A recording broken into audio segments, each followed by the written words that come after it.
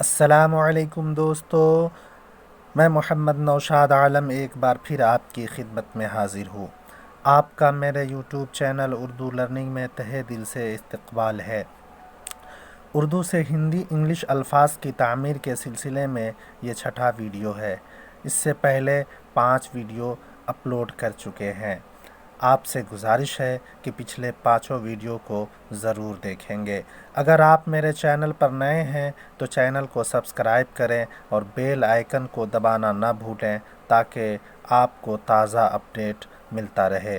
तो आइए दोस्तों, बिला ताख़ीर वीडियो को शुरू करते हैं।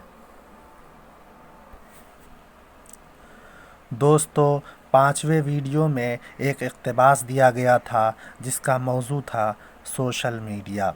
उसी का कुछ हिस्सा यहाँ नीचे दिया गया है और इसे हम वीडियो के अंत में हल करेंगे।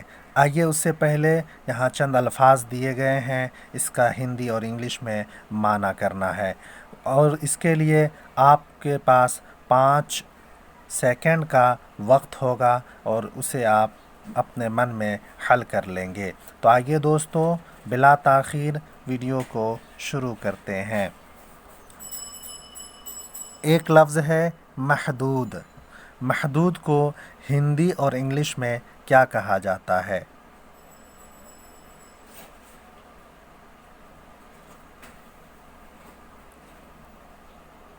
तो दोस्तों, महदूद को हिंदी में सीमित और इंग्लिश में लिमिटेड बोलते हैं। क्या बोलते हैं दोस्तों? हिंदी में सीमित और इंग्लिश में लिमिटेड बोला जाता है। अगला लफ्ज़ है बराहे रास्त। अगला लफ्ज़ है बराहे रास्त। इसे हिंदी और इंग्लिश में क्या कहते हैं?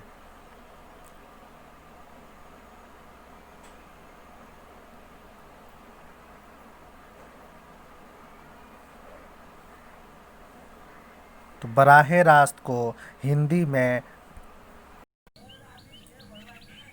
प्रत्यक्ष और इंग्लिश में डायरेक्टली बोला जाता है।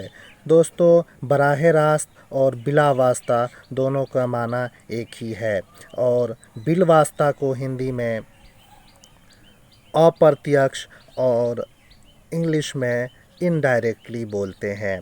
अगला लफ्ज़ है बेलॉस। अगला लफ्ज़ है बेलॉस। इसे हिंदी में क्या कहते हैं?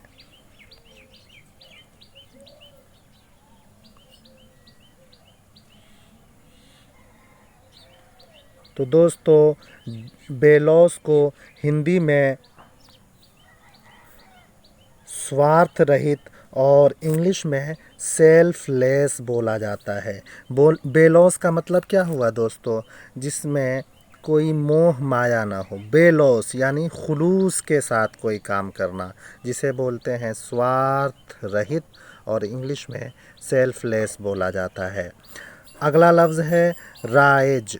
अगला लफ्ज़ है राइज। राइज को हिंदी और इंग्लिश में क्या कहा जाता है?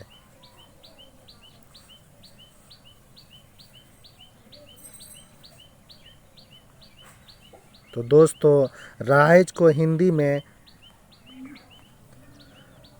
प्रचलित और इंग्लिश में प्रीवेलेंट बोलते हैं। अगला लफ्ज़ है दोस्तों मतरूक। मतरूक को हिंदी और इंग्लिश में क्या बोला जाता है?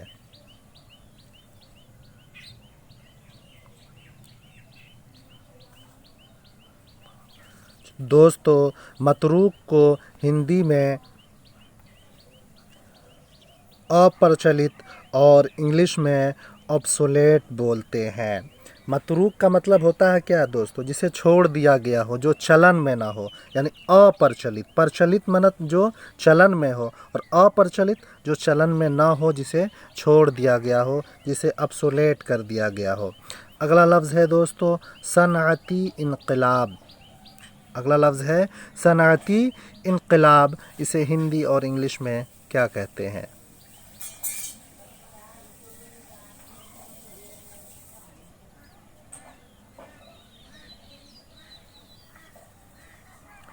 सनअती इनकलाब को हिंदी में औद्योगिक क्रांति और इंग्लिश में इंडस्ट्रियल रेवोल्यूशन बोलते हैं। अगला लफ्ज़ है दोस्तों ज़वाल पज़ीरी। अगला लफ्ज़ है ज़वाल पज़ीरी। इसे हिंदी और इंग्लिश में क्या कहा जाता है?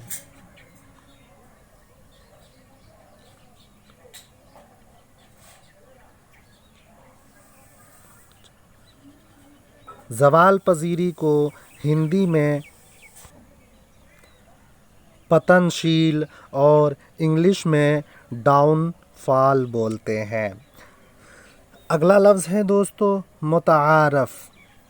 अगला लफ्ज़ है मुतारफ़। इसे हिंदी और इंग्लिश में क्या बोला जाता है?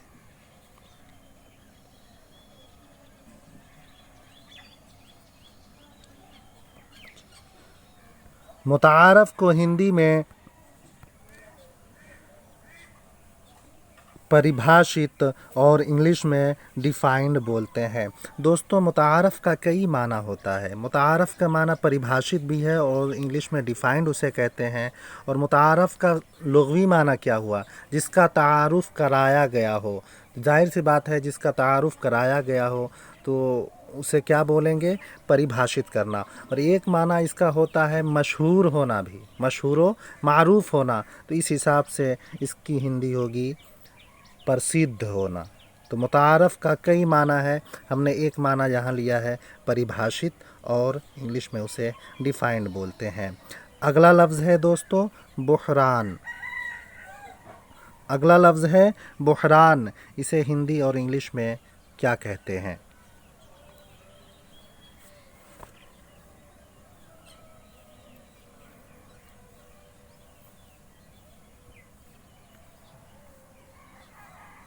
तो बुहरान को हिंदी में संकट और इंग्लिश में क्राइसिस बोलते हैं। ज़्यादातर इसका इस्तेमाल माली बुहरान में होता है, यानी वित्तीय संकट। अगला लफ्ज़ है दोस्तों रहाइश। अगला लफ्ज़ है रहाइश। इसे हिंदी और इंग्लिश में क्या बोलते हैं?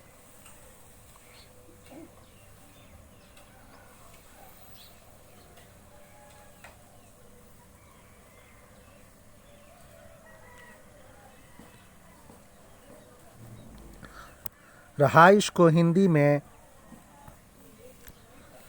निवास और इंग्लिश में रेसिडेंस बोला जाता है। अगला लफ्ज़ है मजबूर। मजबूर को हिंदी और इंग्लिश में क्या बोलते हैं?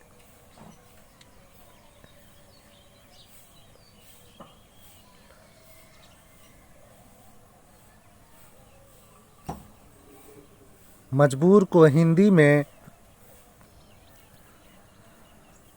विवश और इंग्लिश में कॉन्स्ट्रेंड बोलते हैं।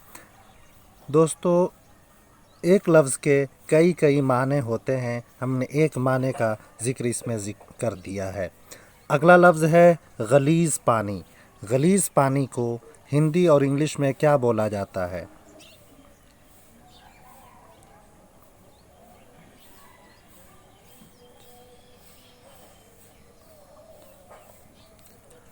गलीज़ पानी को हिंदी में दूषित जल और इंग्लिश में पोल्यूटेड वाटर बोलते हैं। अगला लफ्ज़ है तरक्की पसंद। इसे हिंदी और इंग्लिश में क्या बोला जाता है?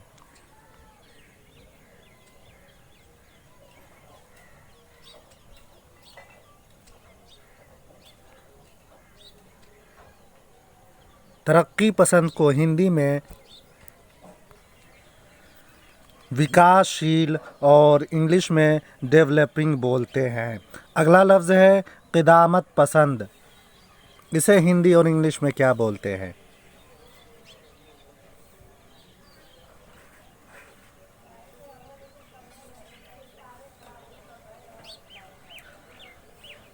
क़िदामत पसंद को हिंदी में अपरिवर्तनवादी और इंग्लिश में कंजर्वेटिव बोला जाता है। क़िदामत पसंद का माना क्या होता है? क़िदामत पसंद मतलब पुरानी सोच को पसंद करना, जिसे यानी जो पुरानी सोच को पसंद करता है वो समाज में किसी परिवर्तन को कबूल नहीं करता, इसीलिए उसे हिंदी में अपरिवर्तनवादी बोलते हैं। अगला लफ्ज़ है जामिद। जामिद को हिंदी और इंग्लिश में क्या कहा जाता है?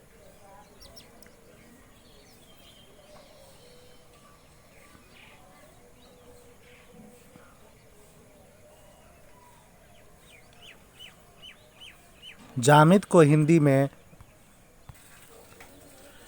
स्थिर और इंग्लिश में स्टैटिक बोलते हैं। अगला लफ्ज़ है फ़रसुदा अक़ायद। अगला लफ्ज़ है फ़रसुदा अक़ायद, इसे हिंदी और इंग्लिश में क्या कहा जाता है?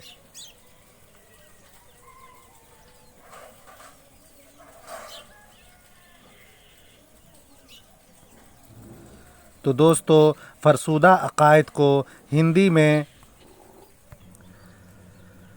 प्राचीन मान्यताएं और इंग्लिश में ओल्ड बिलीव्स बोलते हैं।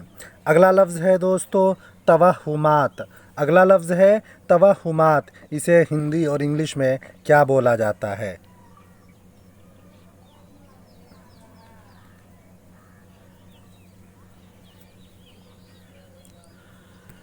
तवहुमात को हिंदी में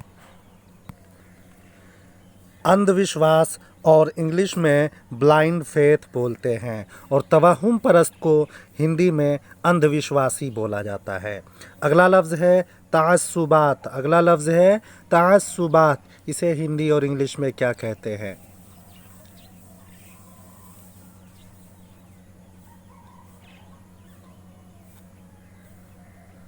ताअस्सुबात को हिंदी में भेदभाव या पक्षपात और इंग्लिश में डिस्क्रिमिनेशन बोलते हैं। अगला लफ्ज़ है दोस्तों कसाद बाज़ारी। अगला लफ्ज़ है कसाद बाज़ारी, इसे हिंदी और इंग्लिश में क्या कहते हैं?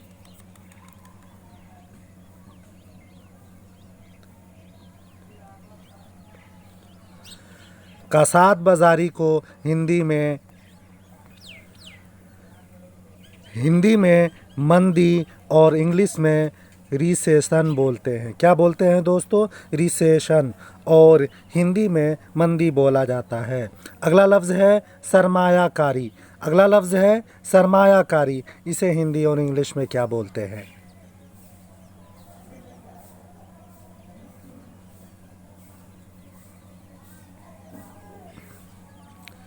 सरमायाकारी को हिंदी में निवेश और हिंदी में इन्वेस्टमेंट बोला जाता है।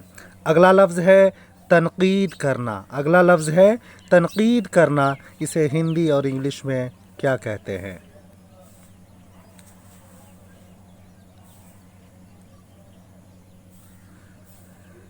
तनकीद करने को हिंदी में आलोचना करना और इंग्लिश में क्रिटिसिज्म बोलते हैं।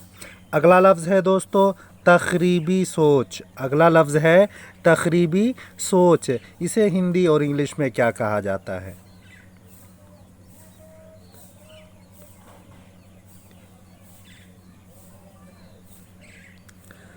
तखरीबी सोच को हिंदी में विनाशकारी सोच और इंग्लिश में डिस्ट्रक्टिव थिंकिंग बोलते हैं। अगला लफ्ज़ है जज्बाती सुकून। अगला लफ्ज़ है जज्बाती सुकून, इसे हिंदी और इंग्लिश में क्या कहा जाता है?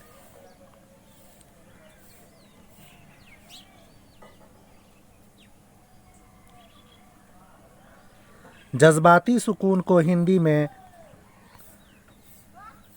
भावनात्मक शांति और इंग्लिश में इमोशनल काम बोलते हैं। इंग्लिश में क्या बोलते हैं दोस्तों? इमोशनल काम, और हिंदी में भावनात्मक शांति बोला जाता है। अगला लफ्ज़ है मसरूफ़। अगला लफ्ज़ है मसरूफ़, इसे हिंदी और इंग्लिश में क्या कहते हैं?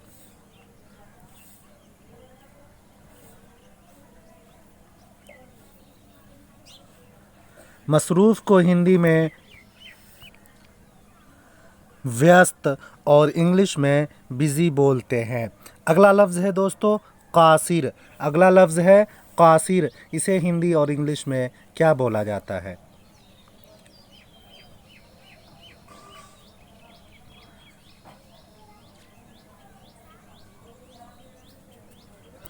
कासिर को हिंदी में असमर्थ और इंग्लिश में अनेबल बोलते हैं। मैं ये काम करने से कासिर हूँ यानी असमर्थ हूँ, अनेबल हूँ। अगला लफ्ज़ है बदनामी। अगला लफ्ज़ है बदनामी। इसे हिंदी और इंग्लिश में क्या कहा जाता है?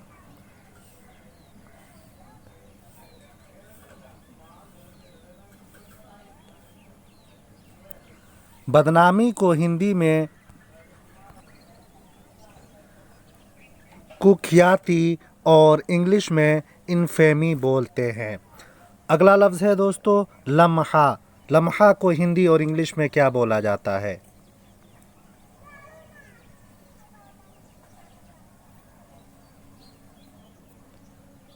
लम्हा को हिंदी में पल, क्षण और इंग्लिश में मोमेंट बोलते हैं। अगला लफ्ज़ है ज़हन साजी। अगला लफ्ज़ है ज़हन साजी। इसे हिंदी और इंग्लिश में क्या बोला जाता है?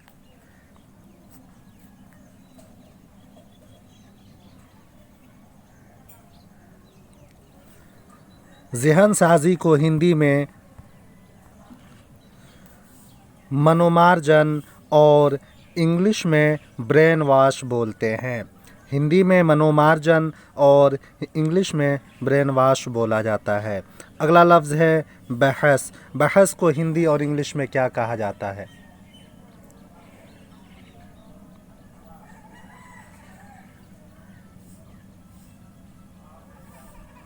बहस को हिंदी में तर्क वितर्क और इंग्लिश में डिबेट बोलते हैं। बहस करना, चर्चा करना, कई माने इसके होते हैं। इसका एक माना तर्क वितर्क और इंग्लिश में डिबेट होता है। अगला लफ्ज़ है फहाशी। अगला लफ्ज़ है फहाशी। इसे हिंदी और इंग्लिश में क्या बोलते हैं?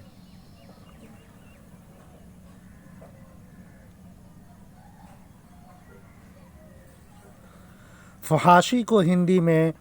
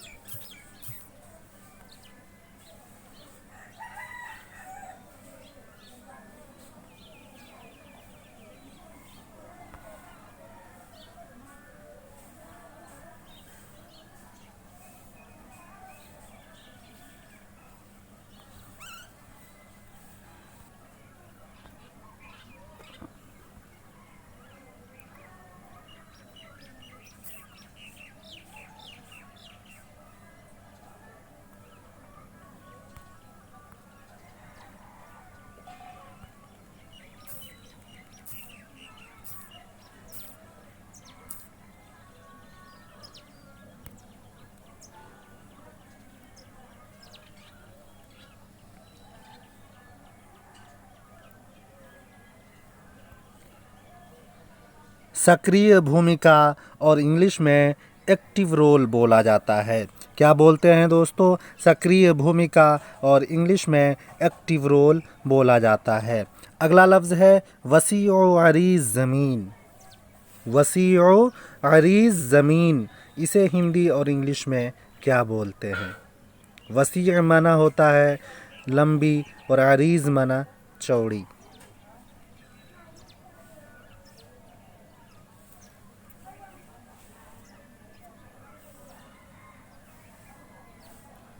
वसीअ अरीज़ को हिंदी में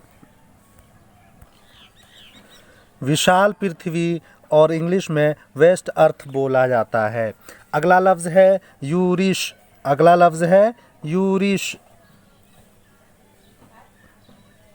इसे हिंदी और इंग्लिश में क्या बोलते हैं?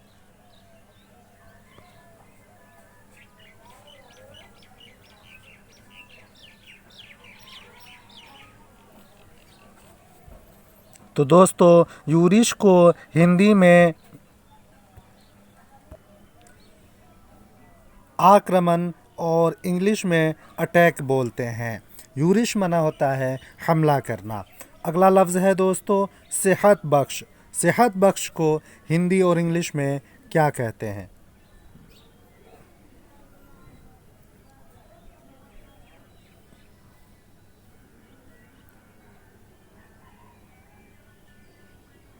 तो दोस्तों सेहत बख्श को हिंदी में स्वास्थ्यप्रद और इंग्लिश में हेल्दी बोलते हैं। तो दोस्तों ये थे अल्फाज जिसका माना हिंदी और इंग्लिश में किया गया। अब यहाँ से हम लोग पिछले वीडियो यानी 5वें वीडियो में सोशल मीडिया के ताल्लुक़ से कुछ इक़्तिबास दिए गए थे, उसमें कुछ हिस्सा रह गया था, उसी बाकी हिस्से को यहाँ पे तर्जमा करेंगे। तो आइए दोस्तों अब तर्जमा निगारी शुरू करते हैं।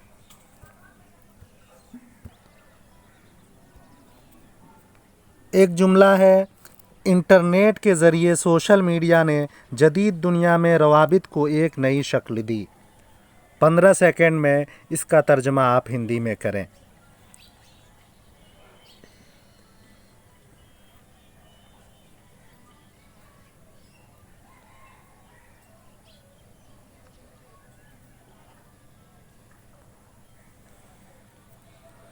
इसका तर्जमा होगा सामाजिक मीडिया ने यानी सोशल मीडिया ने इंटरनेट के माध्यम से यानी इंटरनेट के ज़रिए आधुनिक विश्व में जदीद दुनिया में संबंधों को, रवाबित को एक नई शक्ल दी, एक नया आकार दिया या एक नया रूप दिया। अगला जुमला है दोस्तों, सोशल मीडिया अफराद और इदारों को एक दूसरे से मरबूत होने, ख़यालात का तबादला करने, अपने पैगामात की तरसील और इंटरनेट पर मौजूद दिगर बहुत सी चीज़ों को एक दूसरे के साथ शेयर करने का मौका फ़राहम करता है। 15 सेकंड में इसका तर्जमा आप कीजिए।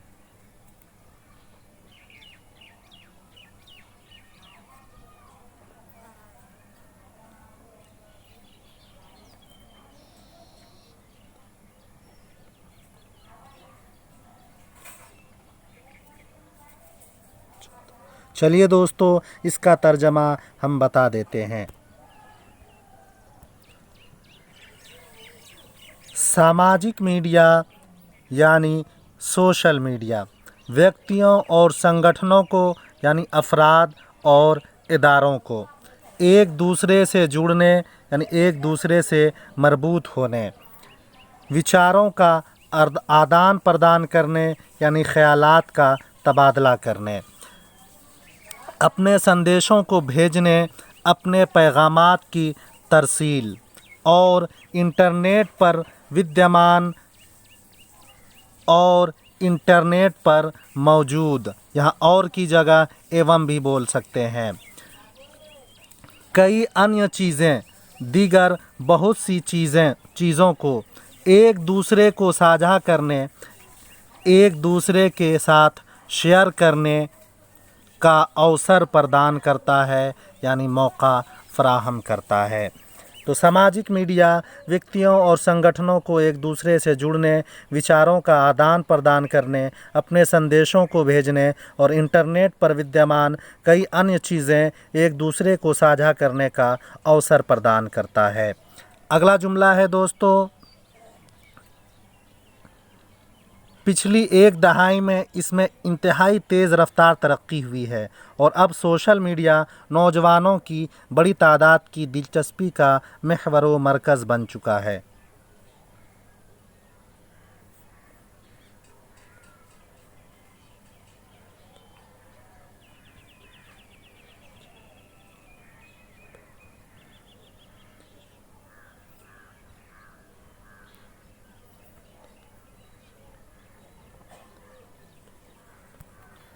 इसका तर्जमा होगा,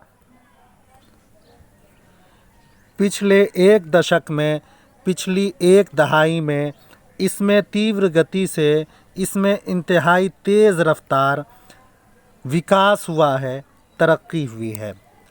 और अब सामाजिक मीडिया और अब सोशल मीडिया बड़ी संख्या में नवयुवक, नौजवानों की बड़ी तादाद की रुचि का, की दिलचस्पी का केंद्र बन चुका है, यानी महवर व मरकज़ बन चुका है। महवर और मरकज़ ये दोनों मुतरादिफ लफ्ज़ है। तो इसका तर्जुमा हुआ, पिछले एक दशक में इसमें तीव्र गति से विकास हुआ है और अब सामाजिक मीडिया बड़ी संख्या में नवयुवक की रुचि का केंद्र बन चुका है। अगला जुमला है, सोशल मीडिया का मकसद राबतों को फ़रोग़ देना था, लेकिन लोगों ने इसके मकासद को नज़रअंदाज करना शुरू कर दिया।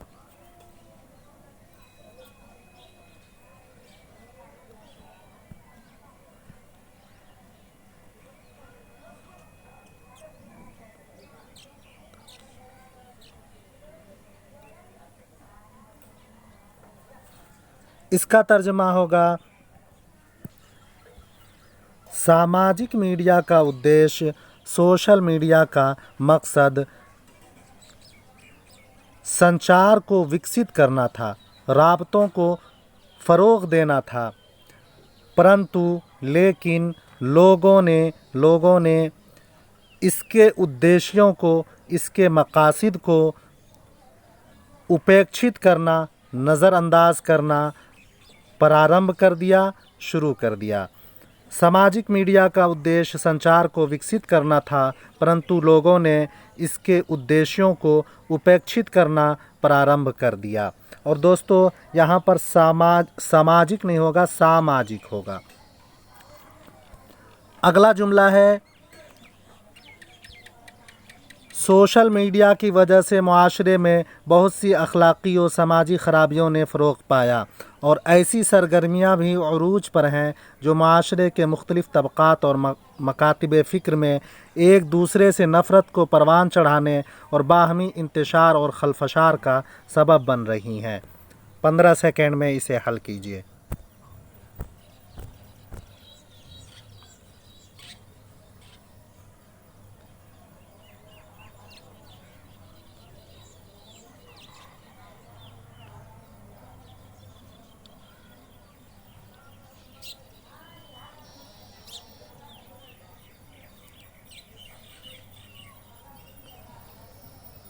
चलिए दोस्तों इसका तर्जमा बता देते हैं। इसका तर्जमा होगा, सामाजिक मीडिया के कारण, सोशल मीडिया की वजह से समाज में अधिकाधिक, मुआशरे में बहुत सी नैतिक व सामाजिक बुराइयों में, अखलाकियों समाजी खराबियों ने फ़रोग़ पाया, वृद्धि हुई है एवं ऐसी गतिविधियां भी चरम पर हैं और ऐसी सरगर्मियां भी अरूज पर हैं जो समाज के विभिन्न वर्गों, जो मुआशरे के मुख्तलिफ़ तबक़ात और या एवं और विचारधाराओं में और मकातिबे फ़िक्र में एक दूसरे से घृणा को, एक दूसरे से नफ़रत को परवान चढ़ाने और बाहमी इंतशार और खलफशार का सबब बन रही हैं एवं आपसी फूट का कारण बन रही हैं। आपसी फूट का कारण बन रही हैं। अगला जुमला है दोस्तों, सोशल मीडिया पर किसी भी खबर या अफवाह की तहकीक से पहले ही पूरी दुनिया में नश्र कर दी जाती है। इसका तर्जमा कीजिए।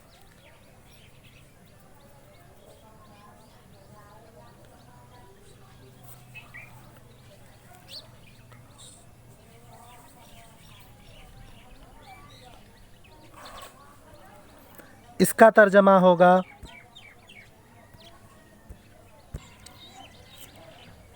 सामाजिक मीडिया पर, सोशल मीडिया पर किसी भी समाचार अथवा अफवाहों की, किसी भी खबर या अफवाह की जांच पड़ताल किए बिना तहकीक से पहले ही पूरे विश्व में या संपूर्ण विश्व में प्रसारित कर दी जाती है, पूरी दुनिया में नश्र कर दी जाती है।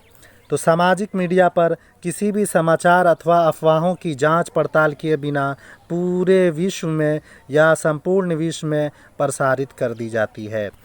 अगला जुमला है,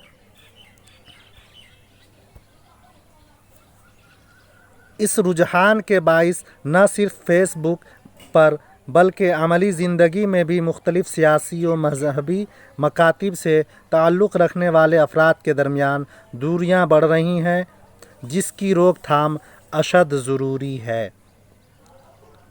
15 सेकंड में इसका तर्जमा कीजिए।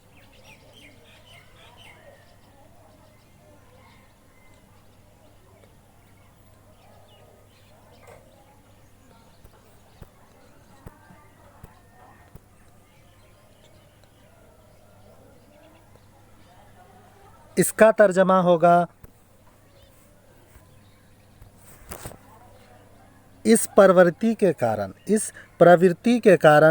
इस रुझान के बाइस न केवल न सिर्फ फेसबुक पर वरना बल्कि वास्तविक जीवन में भी, अमली ज़िंदगी में भी विभिन्न राजनैतिक एवं धार्मिक विचारधारा से संबंधित मुख्तलिफ़ सियासी व मजहबी मकातिब से ताल्लुक़ रखने वाले लोगों के बीच अफराद के दरमियान खाई बढ़ती जा रही है, दूरियां बढ़ती जा रही हैं, जिसकी रोकथाम करना अति आवश्यक है, जिसकी रोकथाम अशद ज़रूरी है। तो दोस्तों, ये था पैराग्राफ। ये पैराग्राफ आपको कैसा लगा कमेंट बॉक्स में हमें ज़रूर बताइएगा। आपके कमेंट से हमारी हौसला अफजाई होती है। और दोस्तों, अगले वीडियो का इंतज़ार कीजिएगा। वो वीडियो बड़ा ही इंटरेस्टिंग होगा और करेंट इशू यानी कोविड-19 के ताल्लुक़ से इक़्तिबास का हम तर्जमा करेंगे। तो दोस्तों, अगले वीडियो का आप इंतज़ार कीजिएगा। आप अगर मेरे चैनल पर नए हैं तो चैनल को सब्सक्राइब कीजिए और बेल आइकन को दबाना न भूलें। तो दोस्तों, अगले वीडियो का इंतज़ार कीजिएगा। तब तक के लिए खुदा हाफिज़। अस्सलामु अलैकुम।